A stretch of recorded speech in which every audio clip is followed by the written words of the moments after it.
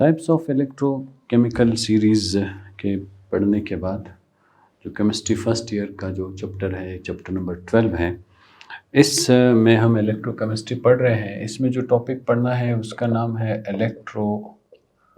Electrochemical series. Electrochemical series हमने पढ़ना है। इलेक्ट्रोकेमिकल सीरीज़ क्या है, हम इससे क्या देखना चाहते हैं, हम इससे क्या पढ़ना चाहते हैं। इसमें हमारे पास कुछ ऐसे एक लिस्ट है इलेक्ट्रोकेमिकल सीरीज़ क्या है, लिस्ट ऑफ एलिमेंट्स है, एलिमेंट्स की एक लिस्ट है। उस लिस्ट में हम ये देख रहे होते हैं कि इंक्रीजिंग या decreasing order of standard electrode potential values. The list R series which contain क्या contain the values of electrode potential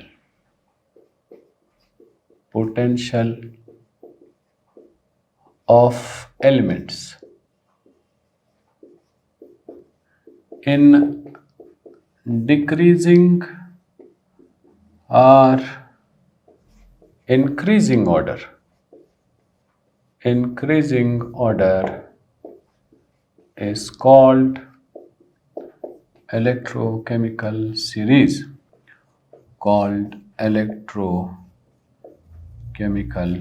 एक लिस्ट है।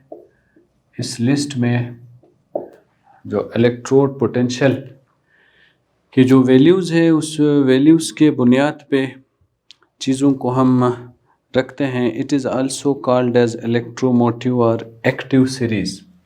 इसको it is also called as electromotive series और एक्टिव सीरीज़, एक्टिविटी सीरीज़, या तो इसको electromotive series भी कहते हैं, लिस्ट भी कहते हैं, या फिर इसको एक्टिविटी सीरीज़ भी कहते हैं। ये हम इलेक्ट्रोड पोटेंशियल की जो वैल्यूज़ गिवन है उस वैल्यूज़ के बुनियाद पे अरेंज करते हैं। तो ये मुख्तलिफ़ किस्म के एलिमेंट्स होते हैं। इसमें हमने ये एक सीक्वेंस के साथ इस तरह का एक टेबल होता है। इस टेबल में एलिमेंट्स के सिंबल्स होते हैं, उनके जो ऑक्सीडेशन पोटेंशियल की वैल्यूज़ होती हैं, जो रिडक्शन पोटेंशियल की जो वैल्यूज़ होती हैं। Reduction half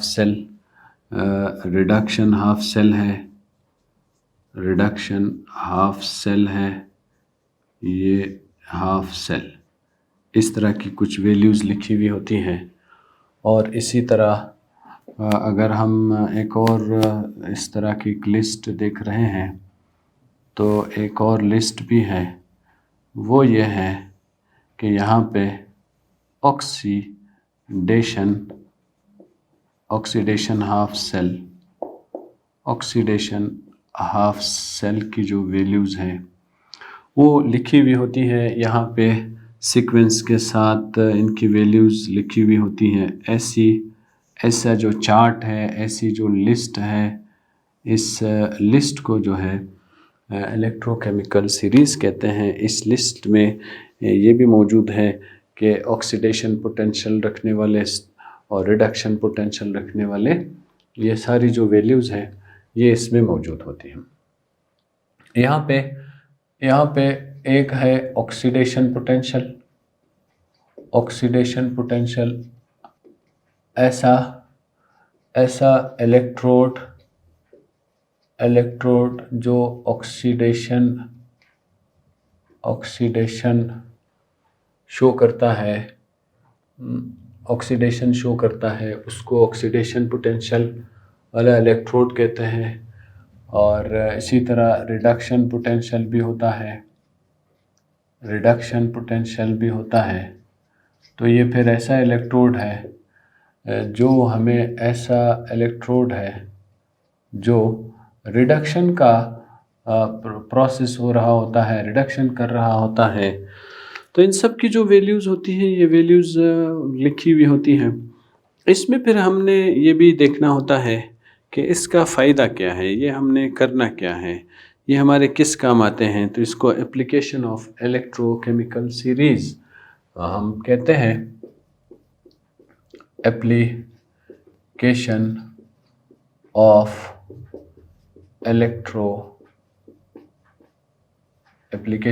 electrochemical series, application of electrochemical series, ये इलेक्ट्रोकेमिकल सीरीज़ है। इसको हमने करना क्या है, ये हमारे किस काम आता है। एक तो इसका फ़ायदा ये है कि हम वोल्टेज ऑफ सेल कैलकुलेट कर सकते हैं।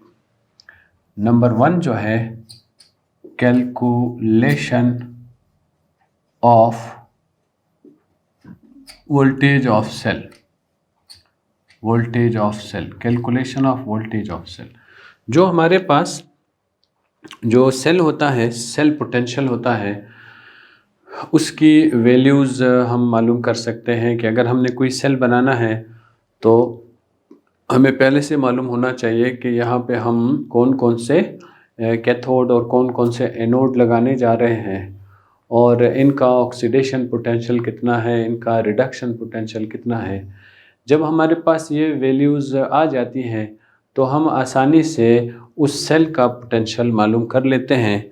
और इसके मालूम करने के लिए फिर हमारे पास जो मैथमेटिकली हम लिखते हैं वो क्या है, ऑक्सीडेशन पोटेंशियल है, ये सेल पोटेंशियल है, ये सेल पोटेंशियल है, ये ऑक्सीडेशन पोटेंशियल है और ये रिडक्शन पोटेंशियल है।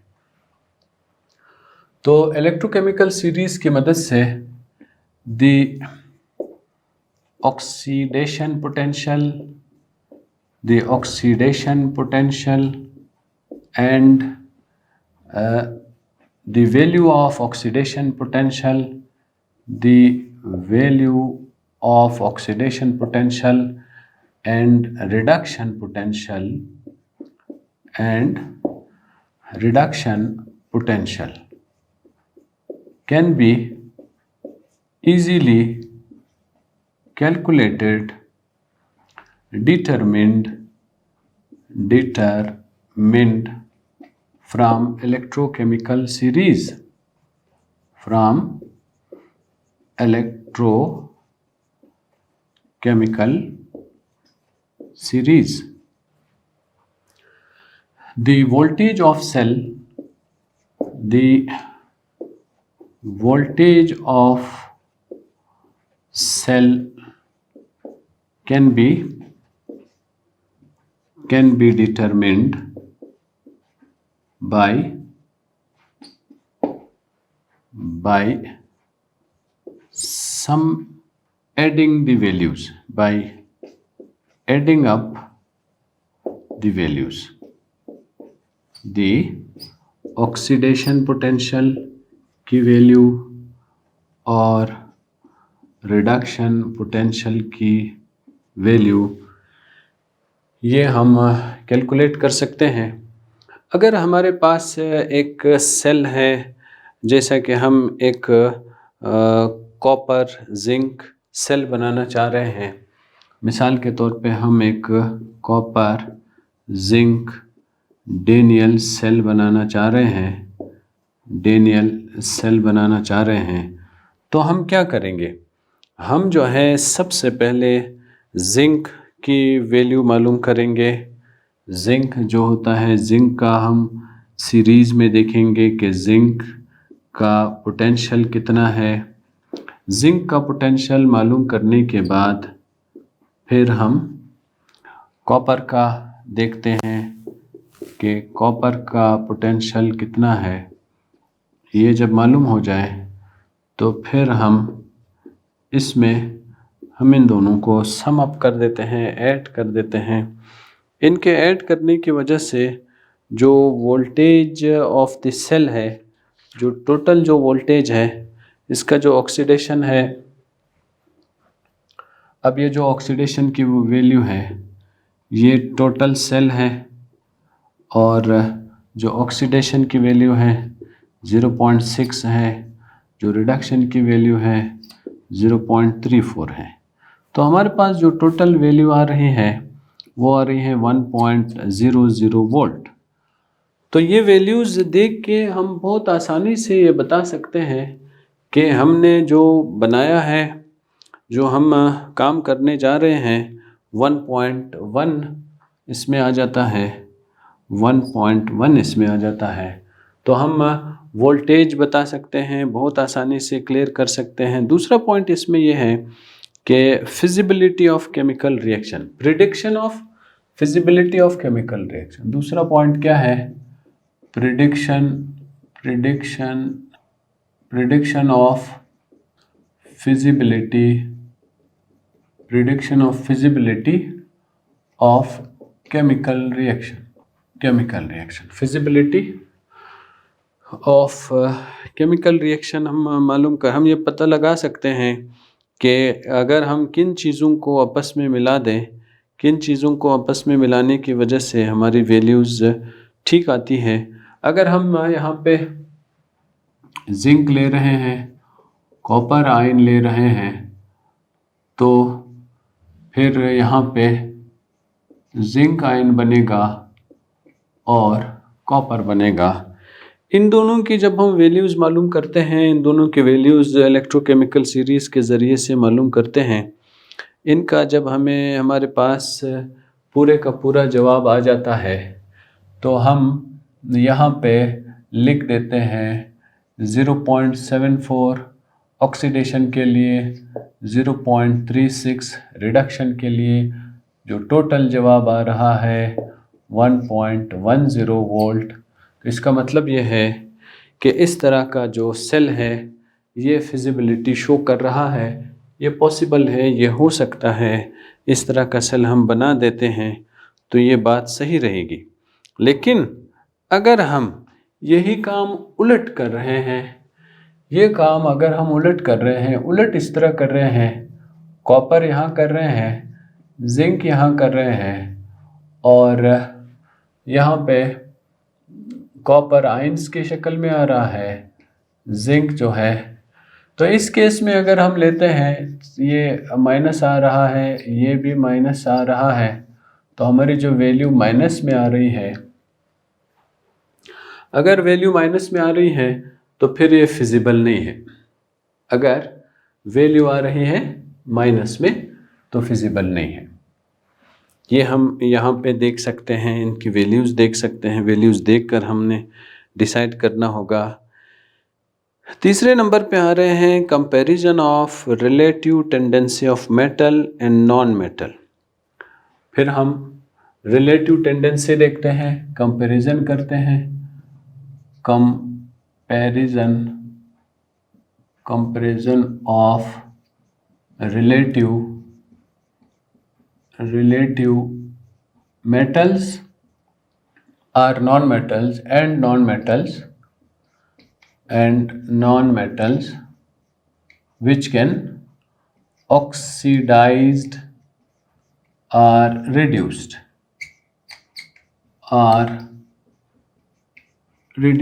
या तो ऑक्सीडाइज्ड हो रहे होते हैं या रिड्यूस हो रहे होते हैं। हम इनकी वैल्यूज़ देखकर भी ये बता सकते हैं कि कौन से ऑक्सीडाइज हो रहे होते हैं, कौन से रिड्यूस हो रहे होते हैं। तो इसी तरह जो आसानी से जो greater tendency to accept electron होते हैं वो ऑक्सीडाइजिंग एजेंट होते हैं। ऑक्सीडाइजिंग एजेंट वो है, oxidising agents have greater tendency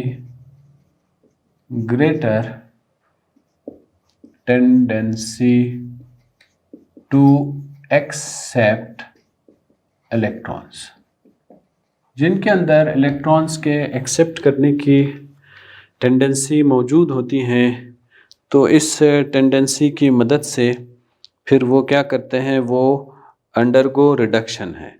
तो फिर अब वो क्या करते हैं, अंडरगोज रिडक्शन। तो ये रिडक्शन का प्रोसेस हमें शो करते हैं, जैसा कि हमारे पास मेटल्स है, सिल्वर है, गोल्ड है, इस तरह के जो मेटल्स हैं। अब अगर हम इन मेटल्स को देख रहे होते हैं, इन मेटल्स में भी हम यही देखते हैं कि ये सारे, और जो नॉन मेटल्स हैं ये भी एज अ ऑक्सीडाइजिंग एजेंट काम करते हैं। नॉन मेटल्स लाइक हेलोजेंस, ये भी एज अ ऑक्सीडाइजिंग एजेंट काम कर रहे होते हैं। नॉन मेटल्स फिर ऑक्सीडाइजिंग एजेंट के तौर पे काम करते हैं, जिसमें हम फ्लोरीन गैस है, क्लोरीन गैस है, ये सब के सब जो है like non metals acts as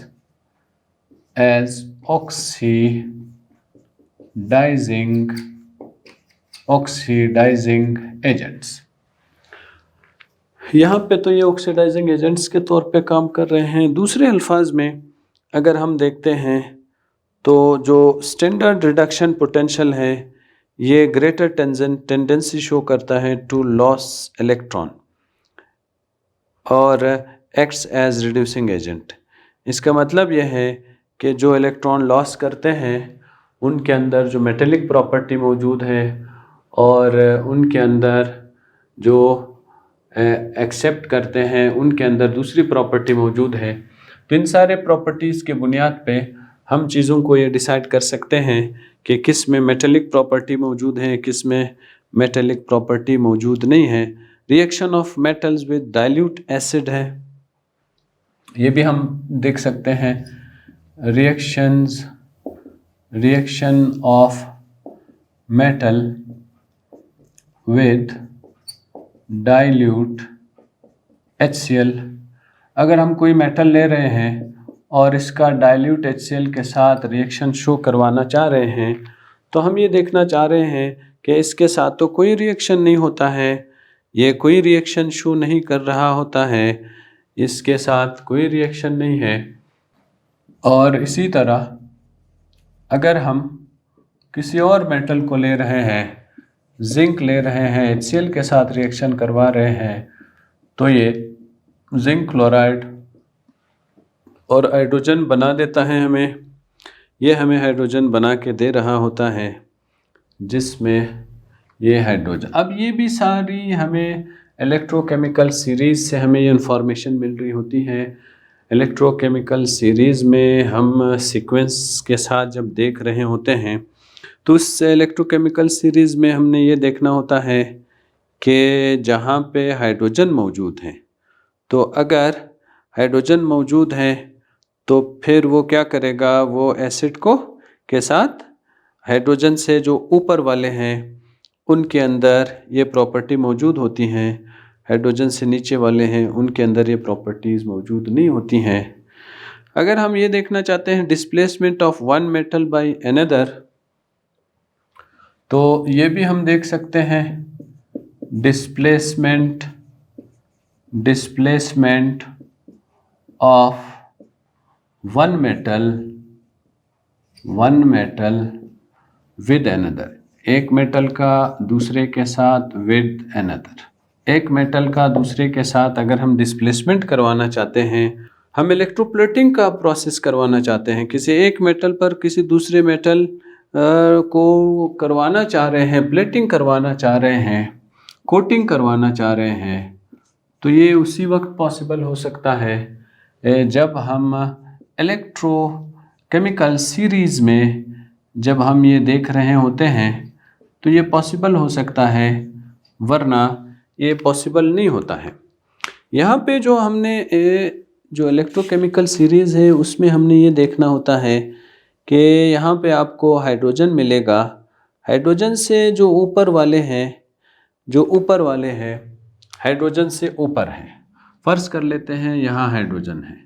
जो हाइड्रोजन से ऊपर वाले हैं ये क्या करते हैं, जो हाइड्रोजन ऊपर वाले नीचे वाले के साथ रिएक्शन कर सकते हैं। ऊपर वाले नीचे वाले के साथ ये रिएक्शन कर सकते हैं। और इसी तरह हम ये भी बता सकते हैं कि जो ऊपर वाले होते हैं वो नीचे वालों के साथ रिएक्शन करते हैं। इनमें से अगर मैं एक एग्जांपल कॉपर का ले लेता हूँ, यहाँ पे अगर मैंने कॉपर का एग्जांपल लिया है और नीचे अगर मैं यहाँ पे नीचे आ जाता हूँ तो इस नीचे में अगर मैं कहीं पे जिंक लिख देता हूँ तो ये देखना होता है, ये मैंने यहाँ हाइड्रोजन लिख दिया। इस इलेक्ट्रोकेमिकल सीरीज़ में ये एक बहुत ही आसान सी सीक्वेंस है जो एक्सप्लेन करने जा रहा हूँ। वो ये है, जो चीज़ें हाइड्रोजन के ऊपर में वो सीक्वेंस में मौजूद हैं वो क्या करते हैं, वो हमेशा यहाँ पे जो है, यहाँ पे ये न्यूट्रल फॉर्म में कन्वर्ट हो रहे होते हैं। जैसा कि अगर मैं यहाँ कह दूँ कि जो हाइड्रोजन से नीचे वाले हैं वो हमेशा इलेक्ट्रॉन लॉस करने की टेंडेंसी शो करते हैं, जो हाइड्रोजन से ऊपर वाले हैं वो हमेशा इलेक्ट्रॉन गेन करने की टेंडेंसी शो करते हैं। इस बुनियाद पे हम इलेक्ट्रोकेमिकल सीरीज़ की बहुत ही ज़्यादा मदद ले सकते हैं। तो इलेक्ट्रोकेमिकल सीरीज़ क्या है? ये एक लिस्ट है। ये एक ऐसी लिस्ट है जिसमें हमारे पास जो मुख्तलिफ एलिमेंट्स हैं उन एलिमेंट्स का जो इलेक्ट्रोड पोटेंशियल है, जिसमें रिडक्शन पोटेंशियल भी मौजूद है, जिसमें ऑक्सीडेशन पोटेंशियल भी मौजूद है, ये वैल्यूज़ मौजूद होती हैं। आम तौर पे अगर हम देखते हैं तो हमारे पास यहाँ पे इसी सीरीज़ में एक आपको कॉलम नज़र आएगा जिसमें हाइड्रोजन होगा। इस हाइड्रोजन से ऊपर वाले जो होते हैं वो इलेक्ट्रॉन को एक्सेप्ट करने की सलाहियत रखते हैं। जो ऊपर होते हैं, जो जितने ज़्यादा ऊपर होते हैं वो उतने ज़्यादा इलेक्ट्रॉन्स के एक्सेप्ट करने की सलाहियत रख रहे होते हैं। और जूं ये आहिस्ता आहिस्ता जो हैं ये नीचे आना शुरू हो जाते हैं तो उनके अंदर ये सलाहियत कम होना शुरू हो जाती है। और अगर हम हाइड्रोजन से नीचे के तरफ आना शुरू हो जाते हैं तो इनके अंदर फिर लॉस ऑफ इलेक्ट्रॉन की प्रॉपर्टी पैदा हो जाती है। इन वैल्यूज़ को देख के हम एप्लीकेशंस पर काम कर सकते हैं। अगर हम कोई वोल्टेज सेल बनाना चाह रहे हैं, हम कोई सेल बनाना चाह रहे हैं और उसमें फिर हम ये वोल्टेज देखना चाह रहे हैं कि हम कितने वोल्टेज का सेल बना सकते हैं, तो जब तक हम यहाँ इलेक्ट्रोकेमिकल सीरीज़ में हम जो रिडक्शन हाफ सेल होता है उसकी वैल्यू ना देख लेते हैं, जो ऑक्सीडेशन हाफ सेल होता है उसकी वैल्यू ना देख लेते हैं, अगर हम ऑक्सीडेशन की वैल्यू देखते हैं, रिडक्शन की वैल्यू देखते हैं, उन वैल्यूज़ को इस लिस्ट में देखने के बाद पता चलता है कि इन वैल्यूज़ को अगर हम यहाँ पे पुट कर देते हैं, इनके पुट करने की वजह से फिर जब हम कैलकुलेट करते हैं तो हम आसानी से इसके वैल्यूज़ को कैलकुलेट कर सकते हैं। इसलिए the oxidation potential and the reduction potential can be easily determined from electrochemical series. Prediction of feasibility of chemical reaction भी अगर हम करना चाहते हैं, if the positive sign shown at cell, जो स्टैंडर्ड सेल है उसमें अगर पॉजिटिव साइन मौजूद है, the chemical reaction is feasible. Chemical reaction यहाँ पे पॉसिबल है, हो सकता है, इज़ फिजिबल। लेकिन अगर नेगेटिव साइन आ रहा है, इफ़ द सेल वोल्टेज क्या शो कर रहा है, negative sign, the chemical reaction is not feasible. Reaction is not feasible. फिर ये feasible नहीं है, is not feasible, फिर ये feasible नहीं होता है। इसी तरह हम ये भी देख रहे होते हैं comparison of relatively metal and non metal to oxidise to reduce. हम इसी केमिकल सीरीज की मदद से हम ये देख रहे होते हैं जो इस हाइड्रोजन से ऊपर के तरफ है वो इलेक्ट्रॉन की गेन करने की टेंडेंसी रखते हैं। इन इलेक्ट्रोकेमिकल सीरीज, इलेक्ट्रोकेमिकल सीरीज में क्या है, जो हाइड्रोजन से ऊपर के तरफ है, लिस्ट में जो हाइड्रोजन से ऊपर के तरफ है, तो ऊपर के तरफ है, उनके अंदर जो इलेक्ट्रॉन है वो इलेक्ट्रॉन के गेन करने की टेंडेंसी ज़्यादा है। Greater tendency to gain electron above hydrogen in series. इसी तरह greater tendency to loss electron below hydrogen in series. हम इस तरह इनकी वैल्यूज़ को देख के हाइड्रोजन की जो सीरीज़ है इनकी वैल्यूज़ को हम देख के हम ये डिसाइड कर रहे होते हैं कि कौन सा मेटल ऑक्सीडाइज हो सकता है, कौन सा मेटल रिड्यूस हो सकता है, और कौन सा मेटल अच्छी तरह ऑक्सीडाइज हो सकता है, कौन सा मेटल अच्छी तरह रिड्यूस हो सकता है। ये सारी जो हमारे पास इंफॉर्मेशन मौजूद है, ये इंफॉर्मेशन भी हम इलेक्ट्रोकेमिकल सीरीज़ को सामने रख के हम ये डिसाइड कर सकते हैं। और इनके अलावा भी अगर हम ये देखना चाहते हैं कि कौन सा, अगर हम मेटल्स का रिएक्शन डाइल्यूट एसिड के साथ करवाते हैं तो फिर हम ये भी बता सकते हैं कि किसके साथ अगर ये रिएक्शन हो रहा है तो हाइड्रोजन गैस इवॉल्व होता है। अगर हम जिंक है, मैग्नीशियम है, इस तरह के मेटल्स के साथ एसिड का रिएक्शन करवाते हैं तो फिर यहाँ पे हाइड्रोजन गैस इवॉल्व हो रहा होता है। लेकिन अगर हम कोई ऐसे मेटल्स के साथ रिएक्शन करवाते हैं जो कि आम तौर पे जो सीरीज़ है वो सीरीज़ में नीचे के तरफ होने के बजाय वो सीरीज़ में अगर कहीं पे हायर जो हाइड्रोजन लेवल है वो हाइड्रोजन लेवल के किसी ऊपर के साइड पर अगर होते हैं तो हम ये नहीं बता सकते। तो यहाँ पे ये बताया जा रहा है कि if metals belongs to the lower side of hydrogen in electrochemical series, then they can liberate, फिर ये क्या कर सकते हैं, liberate hydrogen gas when reacts with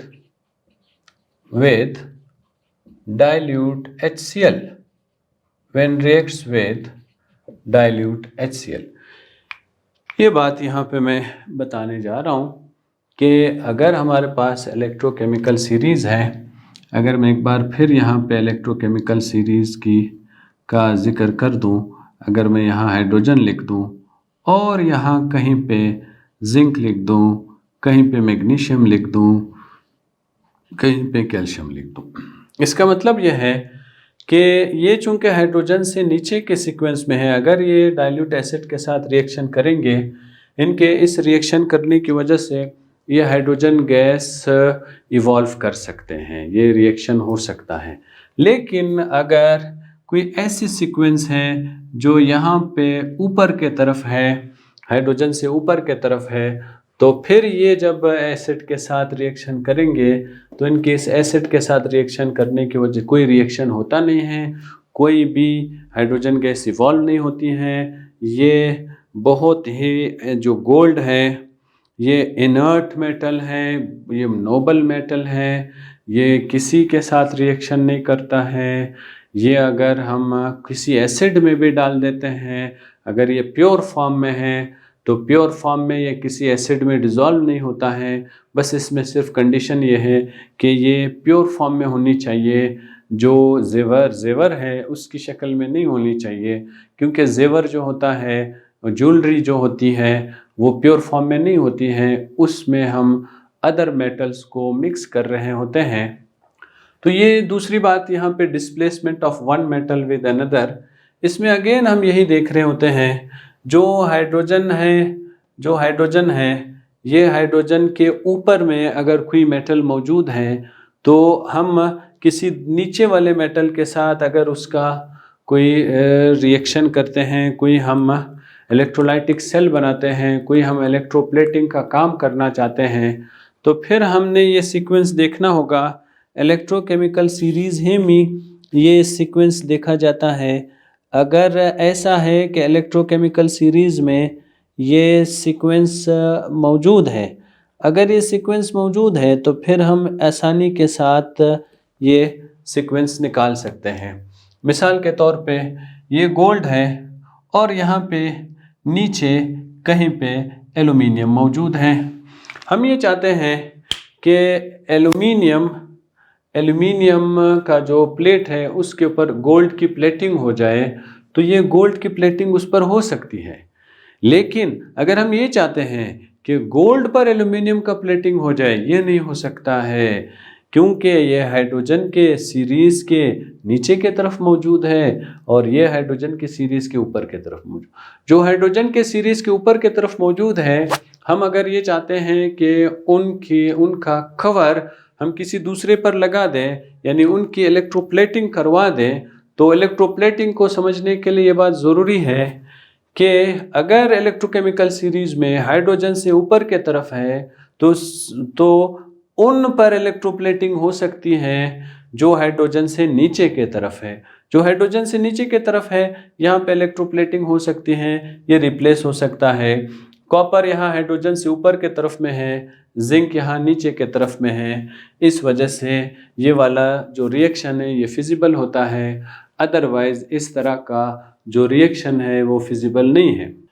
ये जो हम जो टॉपिक पढ़ रहे हैं, जो हम चैप्टर पढ़ रहे हैं, इलेक्ट्रो केमिस्ट्री का जो चैप्टर है, ये इस चैप्टर में हमने बहुत सारी चीज़ें क्लियर हो चुके हैं, जिसमें हम पढ़ रहे होते हैं कि ये एक केमिस्ट्री की ऐसी ब्रांच है, केमिस्ट्री की ऐसी ब्रांच है विच क्या करते हैं, विच डील्स विद किसके साथ, which deals with the inter conversion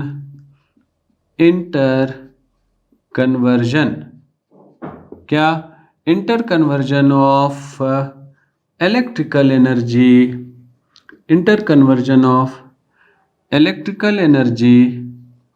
into chemical energy और vice versa, chemical energy and vice versa.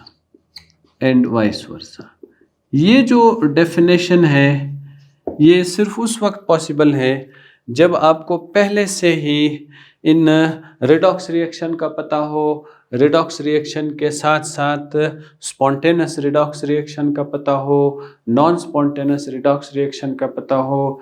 Galvanic cell में क्या हो रहा होता है, इलेक्ट्रिक करंट प्रोड्यूस हो रहा है। गैल्वेनिक सेल में इलेक्ट्रिक करंट को प्रोड्यूस करने वाले कौन हैं, केमिकल्स हैं। तो यहाँ पे केमिकल एनर्जी किस में कन्वर्ट हो रही है, इलेक्ट्रिकल एनर्जी में कन्वर्ट हो रही है।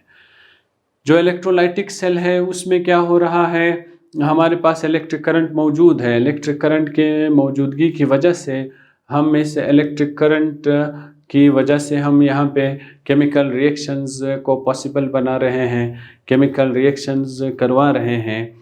तो इसलिए ये केमिस्ट्री की ऐसी ब्रांच है जिसमें केमिकल रिएक्शंस हो रहे होते हैं वो chemical reactions redox chemical reactions हैं। रिडॉक्स केमिकल रिएक्शंस अगर है तो रिडॉक्स केमिकल रिएक्शंस की वजह से जो इलेक्ट्रिकल एनर्जी है वो केमिकल एनर्जी में कन्वर्ट हो रही है और जो केमिकल एनर्जी है वो इलेक्ट्रिकल एनर्जी में कन्वर्ट हो रही हैं।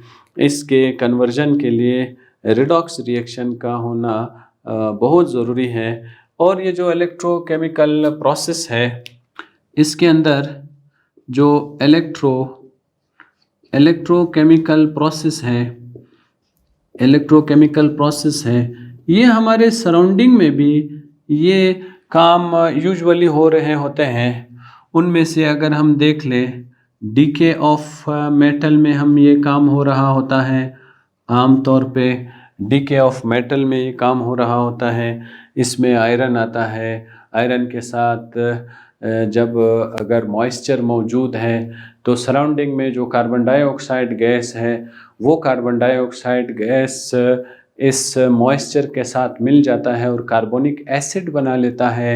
ये जो कार्बोनिक एसिड है ये आयन के शक्ल में होता है, प्रोटॉन के शक्ल में होता है। ये फिर आयरन से इलेक्ट्रॉन स्नैच करना शुरू कर देता है।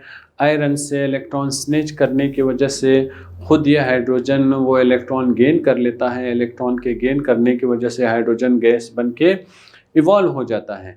लेकिन दूसरी तरफ जो आयरन से इलेक्ट्रॉन स्नैच किए गए हैं, जो लॉस ऑफ इलेक्ट्रॉन हुआ है, वहाँ पे फिर ये आयरन जो है ऑक्सीजन के साथ मिल जाता है। ऑक्सीजन के साथ मिलने की वजह से ये ऑक्साइड बना लेता है। ऑक्साइड जो है ये कोरूजन का प्रोसेस है, डीके ऑफ मेटल है। तो ये बहुत ही ज़्यादा इंटरेस्टिंग चैप्टर रह चुका है, इंटरेस्टिंग, जो बहुत तफसील से हमने इसको डिस्कस की है। अल्लाह हाफिज़।